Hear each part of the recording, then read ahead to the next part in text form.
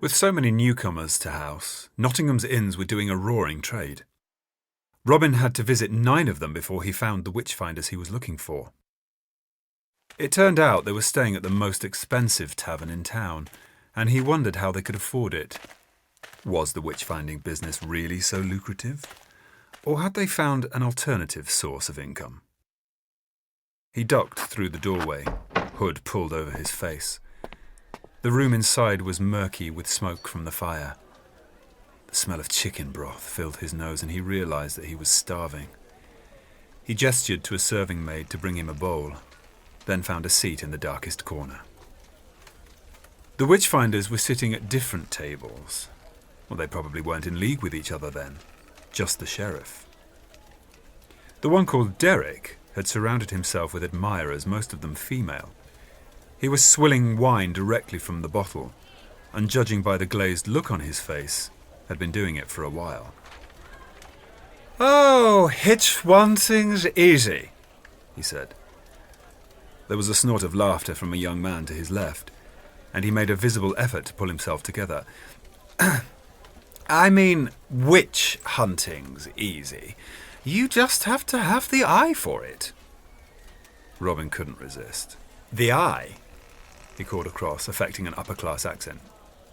"How does that work, then?" Derek smiled patronizingly. "It's a gift. The voice of God speaking through me. He's telling me right now that you are a man born to privilege. Not used to labouring in the fields, are you?" The people surrounding him murmured their approval, but Robin shook his head. How could anyone fall for that nonsense? What next? Would God tell Derek that Robin had 2 arms and 2 legs? The other one, though, Hugh, he was harder to fathom. He'd chosen a table by himself. A tankard of ale foamed in front of him, but Robin didn't think he was actually drinking from it. His chair was tipped back, his eyelids drooping. He looked like he was on the point of falling asleep. He wasn't, though. A thin strip of white showed beneath his lids, and Robin saw the flicker of movement as his eyes constantly scanned the room. A few moments later, Hugh's eyes opened fully and he rose to his feet. He moved so quickly Robin was barely able to follow him as he left the tavern. Outside, the streets were empty and the sheen of a recent rainfall glittered silver in the moonlight. There was a sharp splash and a sudden unwholesome smell as Hugh stamped in a puddle. Robin was careful to skirt it as he followed a few moments later, hugging the shadows by the wall. A dog barked somewhere in the distance. Hugh was moving more cautiously now, almost as if sensing he was being followed. His head twisted suddenly, looking behind him. Robin's feet skidded in the mud as he ducked beneath the lintel of the nearest house. Hugh turned round more fully, peering back. Robin resisted the urge to move, to draw himself further into the shadows. He knew that the slightest movement would draw the witchfinder's eye. There was a long, tense moment of stillness. Then Hugh shrugged and moved on. It was 5 more minutes before he stopped again, and this time someone else was waiting for him. A small man with mousy hair and irregular features. He was so ordinary-looking, Robin wasn't sure he'd recognise him if he saw him again in an hour. That was probably the point. Robin eased himself nearer. But the 2 men stood beneath a window illuminated by a lamp. Robin could get no closer than 20 paces without risking discovery. Although the men were whispering, the sound carried sharply in the still night air. "Was Mistress Perry impressed with your knowledge?" the new man asked. "Impressed enough," Hugh said. His voice was cold and unfriendly, the tone a man used with his underling. The other man sniggered. "These villagers. Buy a man a pint of ale and he'll tell you anything. No discretion." "Unlike you, Jenkins," Hugh said warningly. "Indeed, my lord," Jenkins said. "I'm the very soul of it." "And who else has been spilling their secrets to you?" Hugh asked. "Have you found out any more about poor, broken-hearted Sir Guy?" Jenkins grinned, looking suddenly wolfish. "Oh yes, Sir Guy, so tragic. He killed the woman he loved when he found out that she loved another." "Sounds like a bad folk song," Hugh said, "and you've already told me this." "Not a new story," Jenkins agreed, "but a new twist. For the man she loved was none other than Robin Hood himself." "Ah," Hugh said, "suddenly things are starting to make sense." "A gold sovereign's worth of sense?" Jenkins asked. "Silver," Hugh said. The coin glittered in the moonlight as he flipped it through the air. Jenkins lunged to catch it, tripping and falling to his knees in the mud. Hugh ignored him as he turned and walked away without another glance. When he'd secured the coin, Jenkins followed, sticking to the shadows as if he knew that was where he belonged. Robin lingered in the darkness under the eaves. So, the witch-finders were frauds. Both of them, as he'd known all along. The question was, what could he possibly do about it?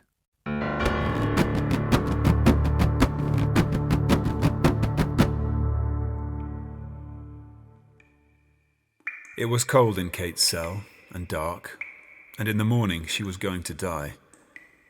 She slept fitfully, tossing and turning in fever-bright dreams of burning. She woke with the dawn. Its pale grey light leaked in through the high-barred window of her cell. When she'd first been thrown in here, she'd entertained fantasies that Robin might come swinging through that window to rescue her. But she'd soon realised that it wasn't big enough to fit her own shoulders through, let alone his broader frame. Besides, why should he come for her? It wasn't like she meant anything to him, and it was hardly his fault she was here. She had to face facts. No one was coming for her. She really was going to die, in the most horrible way imaginable. Her breath grew ragged with panic, and she felt lightheaded. She was afraid she might faint, but that would never do. She had to face her end with dignity. It was the only thing she had left. She hadn't been told the exact time of her death, but an hour or so after sunrise, a sloppy breakfast of boiled oats was shoved through the door. She forced herself to eat it, chewing each mouthful 10 times before swallowing. It tasted disgusting, but it might be the last thing she ever ate, and she wanted to savour it. She tried to think what she'd say before they burnt her. Robin, she was sure, would have been ready with some witty quip. But then Robin would never have allowed himself to be caught in this situation in the first place. The cell's straw bed was crawling with lice. In the night, she'd heard the scuttling of larger creatures, and she could see the marks of rats' teeth in the wooden door. Her legs were weak with fear, but she wouldn't let herself lie down again. Instead, she leaned against the wall, the stone cold and damp against her shoulders. She didn't know how much time had passed when she heard a key grating in the lock. Her knees nearly gave out then. Only the wall kept her upright as the door swung open. She wasn't surprised to see Gisborne waiting for her outside. He looked like he'd had no more sleep than her. She stared at him for a long, silent moment. "It's time," he told her eventually. She nodded, her throat suddenly too thick to speak. "I'm sorry," he said. But he didn't seem to be speaking to her. His face looked desperately sad. Kate suddenly found herself feeling sorry for him, which was ridiculous, because this was the man who had killed her brother and now was about to do the same to her. "Do I get a last request?" she asked him. His eyes seemed to focus on her at last, and his expression hardened. "No." She nodded brusquely. "Well, let's get on with it then."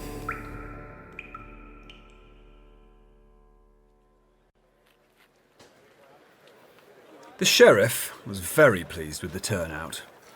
Executions usually pulled a good crowd, but there must be several hundred people here today. Obviously, the novelty of watching someone being burned to death had been a big draw. The courtyard hummed like a beehive with excitement. The sheriff didn't plan on disappointing them. If there was one thing you could say about him, he knew how to put on a good show. The stake was ready, standing tall in the centre of the courtyard. Kindling was piled at its base, and he'd personally checked that it was dry. One spark would set it ablaze, and the show could begin. And there was its star now, being led forward to take her bow by Gisborne. The sheriff frowned. Gisborne looked on the point of collapse. Could he possibly still be mourning Marion? This was getting ridiculous. The man really did need to pull himself together. Marion had been pretty, but she was hardly irreplaceable. No one was. Not even Gisborne himself, if he continued to stagger around the place like the town drunk after a 4-day bender. The two witch-finders who'd pronounced Kate guilty were already on stage with the sheriff. They'd need to confirm her guilt before the sentence was carried out. He liked that. It meant that in the unlikely event that there was some kind of stink, they'd be the ones to take the blame. "What a perfect day for an immolation," he murmured. It was. The sun shone bright and the air was crisp, with the first hint of autumn. "A perfect day for mercy, maybe?" Derek said, stumbling into silence when the sheriff turned to glare at him. "Mercy?" Derek swallowed nervously, a hand smoothing back his blonde hair. He looked slightly green around the gills, although that might have just been a hangover. The repentant sinner welcomed back into the fold, he said. That sort of thing. Forgiveness is supposed to be good for the soul. "Don't tell me," the sheriff said contemptuously. "A witch-finder without the stomach for a burning. Whatever happened to taking pride in one's work?" I do, Derek said. And naturally, I do. Only normally he makes the accusation, lets the witch pay him off, and then retracts it before anything as unpleasant as an actual execution can happen, Hugh drawled. "Oh, that's... Derek spluttered. Very enterprising," the sheriff said cheerfully. "But not what's required here." There'll be no retraction today, Hugh assured him. They watched as Kate was bound to the stake with metal chains. They'd melt eventually in the fierce heat, but by then it would be far too late for her to escape. Hugh's strange silver eyes passed over Kate as if she was something inanimate. They looked empty of any feeling. He was, the sheriff realized, a kindred spirit. "Tell me," the sheriff asked him. "What are your plans when this is over?" Nothing in particular. I thought I might spend some time enjoying your, very generous token of gratitude. "Well, don't leave town without telling me," the sheriff said. "I'm sure there'll be more work around here for a man of your singular talents." Especially if Gisborne continued to fall apart so spectacularly, he thought. And speaking of the devil, Gisborne was looking up to the stage now, blinking as if the light hurt him. He made a visible effort to focus when the sheriff caught his eye. "We're ready," Guy shouted. "She's refused last rites." "Just a sentence to be pronounced then," the sheriff said. "I love this bit. Always sounds so official." He clapped his hands and a tense, expectant silence settled over the crowd. Only Kate wasn't watching him. Her eyes were riveted on the soldier at her side who held a burning torch perilously close to the kindling beneath her. It was all going well. All the pieces were in place. But where was Hood? If the outlaw didn't show up soon, the sheriff really was going to have to burn Kate alive, which would be fun, but not really the point of the exercise. As the sheriff waited, the spectators began to murmur restlessly. He realized he'd have to make a start or he'd lose them. "By the power vested in I, Vasey," he said as slowly as possible. And then he saw the wave of commotion that was churning the crowd, heading towards the stage like a shark for blood. At last, he muttered. Hugh looked at him sharply and then nodded as if a guess had been confirmed. But as the disturbance drew closer, the sheriff began to entertain doubts. Would Hood really dare to be this brazen?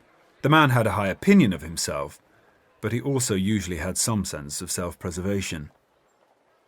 Finally, the newcomer reached the stage and the sheriff's smile widened into a sneer. Really? Was this the best the pathetic wolf's head could do? A cloak and a leather mask to hide his face? But could the sheriff be wrong? What if this wasn't Hood? He leaned forward to peer more closely at the intruder, but the cloak hid everything beneath it.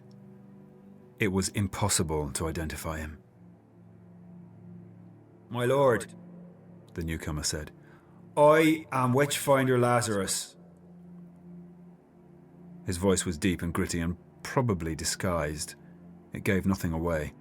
The sheriff couldn't be certain this was Hood and couldn't risk unmasking him and looking a fool if it wasn't. He'd just have to play along for the moment. It wasn't as if there was anywhere Witchfinder Lazarus could run to. The courtyard was surrounded by the sheriff's men, some in plain view and others carefully hidden. "Witchfinder Lazarus," the sheriff said.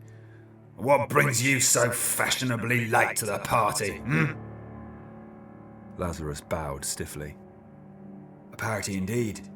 This festival of foulness you're hosting." "Oh, well put," the sheriff said. "But as you may have noticed, we were just about to engage in a spot of fumigation." The other man scuttled closer with the unnerving speed of an insect. "Aye, there's evil to be flushed out here, but it's not tied to that stake." The sheriff leaned back, relaxing. Ah, so that was the game. Really not a very sophisticated one. He'd expected better of his old adversary. "You're talking about me, aren't you?" he said. "You, my lord?" Was that a note of amusement in Lazarus's voice? "No, I speak of those who stand beside you. The snakes in the garden of Nottingham." Derek let out an affronted snort as Hugh crossed his arms and regarded Lazarus down his sharp nose. "Brother," he said, "you do us a grave injustice. We all serve the same cause." A flicker of motion was visible in the dark eye holes of the mask. "I think not, imposter." Derek drew himself up to his full height. "Imposter? And who are you to call us that?" "One who follows the true calling," Lazarus boomed. "One who has no truck with demons, unlike you." The sheriff sensed something important slipping away. Probably his control over the situation. "Now, hold on," he said.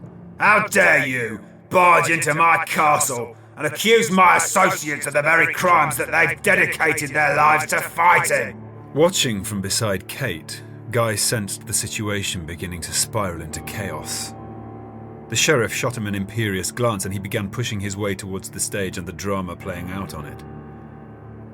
When Guy was still 15 paces away, Lazarus turned to address the crowd. The peasants were hanging on his every word, faces alight with fascination at this latest development. "What better disguise for a witch," Lazarus asked his audience, "than as a witch finder?" Hugh laughed, but for the first time he sounded nervous. "That's preposterous," he said. "What possible evidence have you got?" Lazarus half turned to face him, but his voice was still pitched to reach the back of the crowd. "The evidence of your own words," he said. "You've heard it all. You've all heard it. The uncanny knowledge. These men have displayed far greater evidence of unnatural powers than the poor innocent woman they've accused of being a witch." "But that's... Derek stuttered. "Our powers come from God, not the devil. Hugh said more smoothly. Do they? Lazarus turned back to the townsfolk, and Guy felt a subtle but dangerous shift in them. They were on his side now. I see Mistress Perry there, he said. How did this man, this stranger, know about the loss of your parents? And you, Farmer George, didn't this witch-finder claim to speak with your aunt's spirit? Who but a witch communes with the dead? He's right, a voice shouted from the crowd. That Hugh gave me a message from my poor Beth, gone these 10 year. The sheriff, who'd been startled into silence, suddenly seemed to remember that he was, in fact, the sheriff and in charge. Gisborne! He shouted. Deal with this! But that was easy for him to say. He was on stage, not surrounded by increasingly hostile peasants. You've got to admit Lazarus has a point, Marion said. Guy looked around, but she was lost somewhere in the crowd. She'd always been happiest in their company. Gisborne! The sheriff bellowed again. Guy realized that this was it. He really did have a choice. He could put a knife through Lazarus's ribs and end this. It might end him too if the crowd turned on him, but he couldn't really bring himself to care. He could kill Lazarus, and the sheriff would get his way and Kate would be burned to death. Or he could let Lazarus speak. He could find out if Marion was right, and these witch-finders really weren't to be trusted. He could do what Marion asked him this one last time. Well, Guy said to Hugh and Derek. What do you say to that? Derek looked shocked. What on earth do you mean? Yes, Gisborne, the sheriff said, his voice deadly cold. Just what do you mean? Gisborne knew how to win a fight. You took on the toughest opponent first. He turned to Hugh. You knew I wasn't sleeping. You knew about Marion. How? My knowledge is a gift from God, Hugh said. His voice was tight with suppressed anger, or perhaps panic. Really? Guy sneered. Then maybe the fact this girl didn't feel any pain when you stabbed her was a gift from God too. Don't be ridiculous, Derek said. That was completely different. Guy cocked an eyebrow at him. In what way? Derek gaped like a fish, mouth open and empty. They cannot answer, Lazarus said triumphantly. There was a roar of approval from the crowd, and those nearby smiled at both Lazarus and Guy. One of the peasants even pounded Guy on the back. It was a strange feeling, being admired by the commoners. He'd never experienced it before, and he wasn't sure he liked it. Lazarus spun to face the witch-finders, pointing an accusing finger. You cannot explain the fell source of your unnatural powers. Burn them! A voice shouted from the crowd, and soon a chorus had taken up the chant. The villagers surged towards the stage. I can explain, Derek said frantically. All I said was that some old lady died whose name began with the letters M, or P, or W. It's not canon science, is it?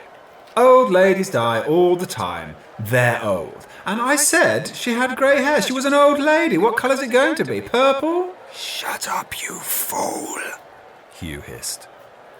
There was a smattering of gasps and some giggles from the crowd, and Derek seemed to finally realise what he'd said. He blushed a deep plum red and then spun to glare at Hugh. Don't talk to me like that. Or do you want me to explain to them where your unnatural knowledge comes from? Go on then. Another voice shouted from the crowd. Tell us. Derek opened his mouth to respond, and in a desperate attempt to stop him, Hugh clamped a hand over his face. The other man tried to wrench it off, and a second later the pair had tumbled to the ground, wrestling for control. The peasants were roaring with laughter now, clapping and cheering the battling witch-finders. He pays someone to get you drunk and find out your secrets, Derek shouted in a brief moment of freedom.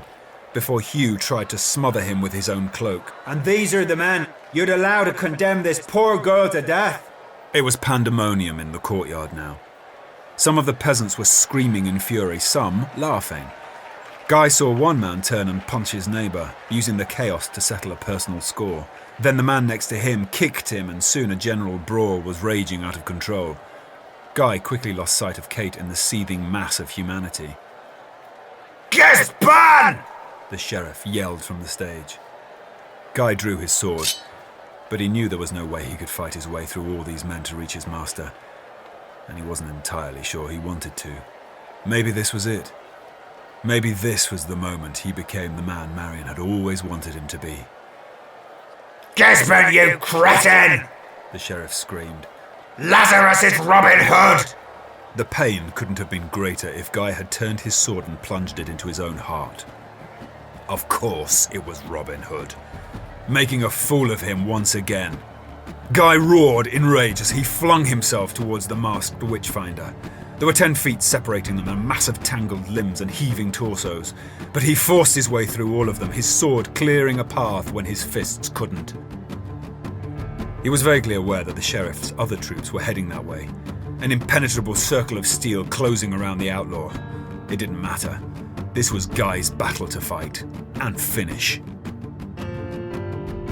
3 paces away, and Guy could see the white of Robin's eyes beneath the mask.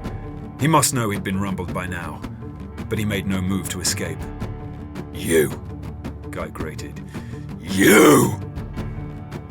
He raised his sword, then realized he wanted to watch Hood's face as he killed him. He wanted to see him suffer at least a fraction of the pain Guy had endured since Marion died.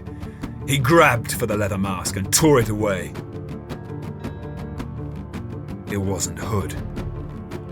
The face that stared back at him was the colour of aged oak, with stern eyes and a mobile, expressive mouth. It was the priest. Guy froze. "What?" he said, crumpling the mask with his fist. Tuck looked back at him and grinned. Guy felt his fury mounting and drew back his sword for a killing blow. This was Hood's doing, a perfect distraction while he... And then, just as the sheriff yelled, He's getting away! Guy finally realised what Robin's plan had been all along. He didn't need to see the flash of rapidly vanishing green as he snapped his gaze around to the stake and the pile of kindling in the centre of the courtyard. But it was already too late. Kate was gone.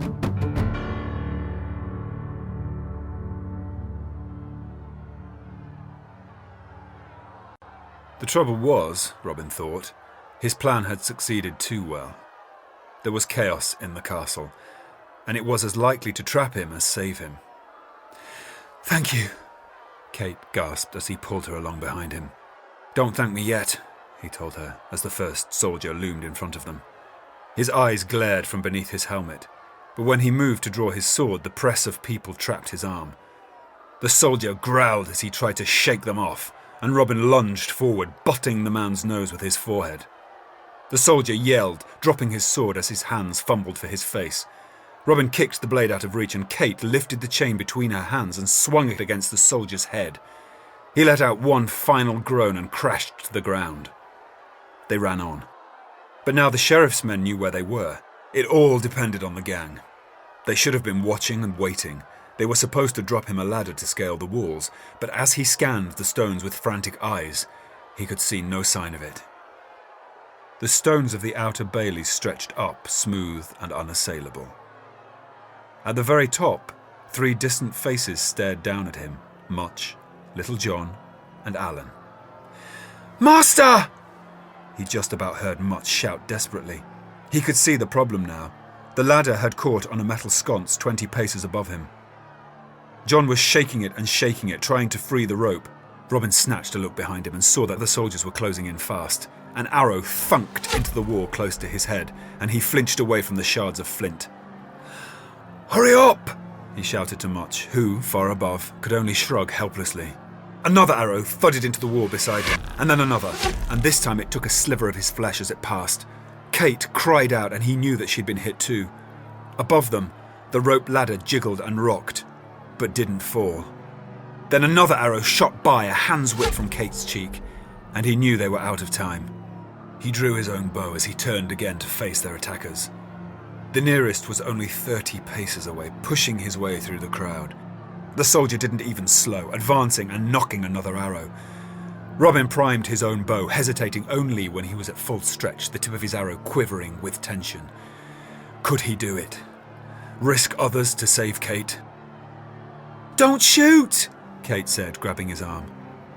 Robin cursed and twisted away, releasing the arrow to clatter harmlessly into the cobbles. Kate shrugged. "You've got a sword, haven't you?" He opened his mouth to tell her that swords weren't much use if you were outnumbered 50-1, but his words were drowned out by a terrible, inhuman cry. The noise was so loud it halted everyone in their tracks for a moment. The villagers and the soldiers froze in a tableau of conflict like one of the grander tapestries in the sheriff's hall. Of course! It was the drayman's horse, the one that had drawn the cart carrying the logs for the fire. Trapped in the courtyard with an angry mob, the animal was half mad with terror. Robin was moving before he consciously realised what he intended. Kate shot him a quick, surprised look and then raced after him. Robin shouldered villagers out of his way, old and young, and hoped that he'd pushed them far enough to be safe from the advancing soldiers. He couldn't see the horse anymore, but he could still hear it. Its neigh was almost a scream, and he thought only the crush of people stopped it bolting. Much longer and it might try anyway, trampling anyone in its path beneath its hooves. Robin put on a last burst of speed, Kate sprinting beside him, fair hair flying behind her, and then the horse was right in front of him. Flecks of spittle flew from its black lips as it drew them back in a snarl. For the first time, Robin faltered. "What's the problem?" Kate gasped. "It's," Robin said, and wondered how to finish the sentence. "Huge? Demented? Terrifying?" It hasn't got a saddle," he finished instead. "Oh, for..." Kate said. With a fearlessness that made his breath catch, she approached the animal, holding out the flat of her hand.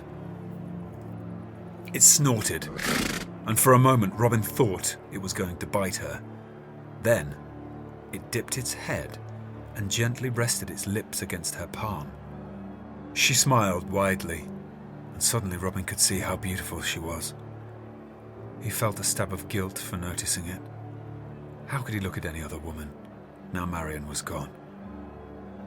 Then he heard shouts behind him and the telltale metallic scrape of a sword being drawn. Kate heard it too. Her eyes widened as she looked over his shoulder. Then her hand shifted from the horse's muzzle to its mane, and in a move so fluid it looked almost effortless, she pulled herself up onto the creature's back. Knees clasped around its withers, she reached an arm down to Robin. "Hurry!" she said. "They're right behind you!" His own scramble onto the animal's back was far less elegant. He seemed suddenly to have too many legs and not enough hands, and the horse stuck against him, bucking and rearing as he tried to mount. "Come on!" Kate yelled. And with a final heave that nearly dislocated his shoulder, he was on. She didn't wait for him to secure himself before she kicked the horse into motion. Startled, he jolted back, sliding down its flanks and nearly off. At the last minute, he made a desperate grab for her waist, managing to hook his fingertips into the flimsy material of her dress. And then he realized that his bow still hung at his back, and he was clear above the crowd. If he used it now, he'd hit exactly what he intended. The wood of the bow felt warm and comfortable in his hand, slicked, smooth from all the times he'd held it just like this. His shoulder ached when he drew it back, but he didn't mind. The weapon felt like part of him, the simplest part, the part that had no doubts. His first arrow struck the nearest soldier's sword, knocking it from his hand to clatter on the cobbles below. The next found a bow, slicing neatly through the string. The wood sprung apart, catching that soldier under the chin and knocking him to the ground. 3 more arrows, hitting 2 more swords and another bow, and then they were nearly at the wall. Only one figure stood between them and escape. It was Gisborne. Of course. The plague and bane of Robin's life. For a second, the men's eyes locked. Robin felt his rage rise, and he could see it in the other man's face, in the red flush of his pallid cheeks. He lifted his bow, an arrow already trembling for release. Gisborne's sword swung out and round, but Robin knew he'd be too late. The fatal strike would be his. Marion would be avenged. And then the horse reared and lashed out, its hoof catching Gisborne a cruel blow across the side of his head. His body slumped to the ground and the horse leapt over him.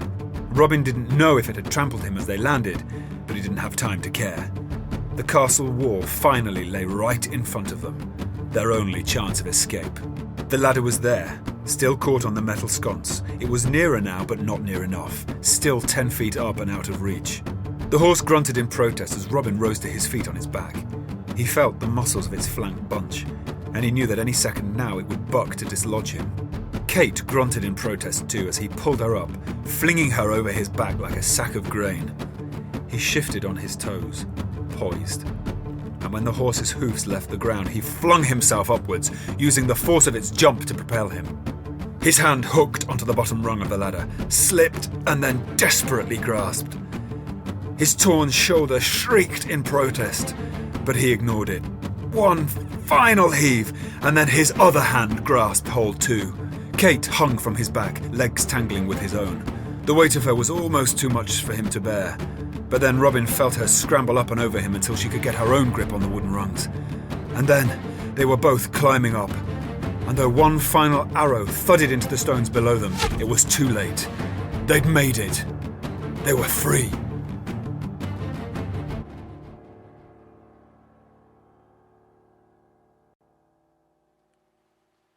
Somewhere behind the trees, the sun was setting as Robin and the others entered the camp. The fading light cast a dull red glow over the leaves, making it look as if autumn had come early. Much crouched by the central pit logs, coaxing the fire back to life.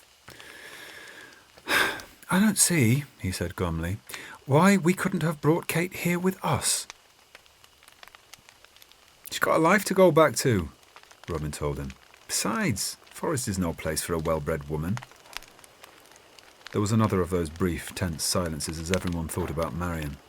"But are you sure she'll be safe?" Alan asked eventually. He looked at the fire where flames had started to curl hot tongues around the logs. "I mean, how do we know the sheriff isn't going to come back and finish what he started?" "Because we proved her innocent in front of the entire town," Robin said. "If he burnt her now, he'd have a riot on his hands." "She's not going to be his favourite person, though," Tuck said. "She needs to be careful." He was still wearing his long witchfinder's robes and looked faintly sinister in the dying light. "What I want to know," John said slowly, "is what Gisborne thought he was up to." As always, Robin's expression tightened into a scowl at the name. "Burning a young woman alive," he said. Tuck shook his head. "No, John's right. Gisborne could have stopped me, but he let me speak. I wonder why." "I don't know," Robin said, "and I don't really care. Kate's safe, and that's all that matters." Much lounged back on his elbows as he warmed himself. "You know, I was sure you were done for when that ladder got stuck. You might not be a witch, but you've got the luck of the devil." "You make your own luck," Robin grinned. "I suppose it's a kind of magic." Guy woke to a throbbing ache that seemed centred somewhere behind his temple. For a moment he lay, with his eyes closed, wishing the pain away. But it didn't go. And soon memories joined it. The castle, the witch-finders, Hood, escaping justice once again. Finally, Guy opened his eyes. Light stabbed into them and he squinted against it to take in his surroundings. He was in his own bed. In his own bedchamber. For a moment, he felt disoriented. Had it all been a dream then? Hood and the castle and the witch-finders? But then he felt the sharp pain at his temple and he remembered the horse that had knocked him out cold. The sheriff must have arranged for him to be brought back here. He supposed he should be thankful that the man hadn't just thrown him in jail, given the enormous mess he'd made of it all. You know, Marion said, one of these days he probably will. Guy jerked upright in bed, groaning as his head pulsed a wave of pain through his body. When it passed, he tried to focus his eyes on her, but he found that he couldn't. She remained insubstantial, like a reflection in a rainy puddle. For the first time since he'd woken to find her haunting him, he doubted her existence.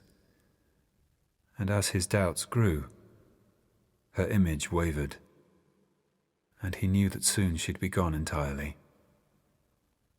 He realized, with an agony worse than the injury to his head, that she'd never really been there. "You're not her," he said. Marion's gossamer figure smiled fondly at him, a smile he'd often dreamed of but seldom seen. The expression must have burned itself on his memory for him to summon it so vividly to life. "There's no such thing as ghosts, Guy," she said. "I thought you knew that." "I do know," he told her. "You're just in my head." She nodded, her image growing yet more faint. He tried to cling on to her, to summon her back to reality. But now his mind had pierced its own illusion and there was no maintaining it.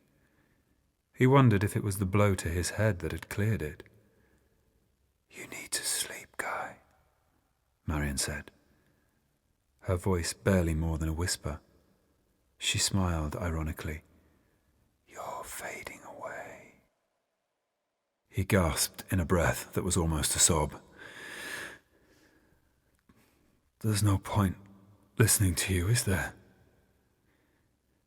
You're just my mind playing tricks. You're saying what I think you'd say." "Or what you really believe," she said. And now he could see only the red outline of her lips. "Why don't you think about that?" they said. Then they too were gone.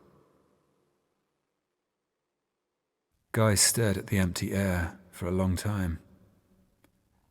Finally, he closed his eyes and let his head rest back on the bed. Marion was gone. She was really gone. And it was time he accepted it. He just didn't know if he ever would.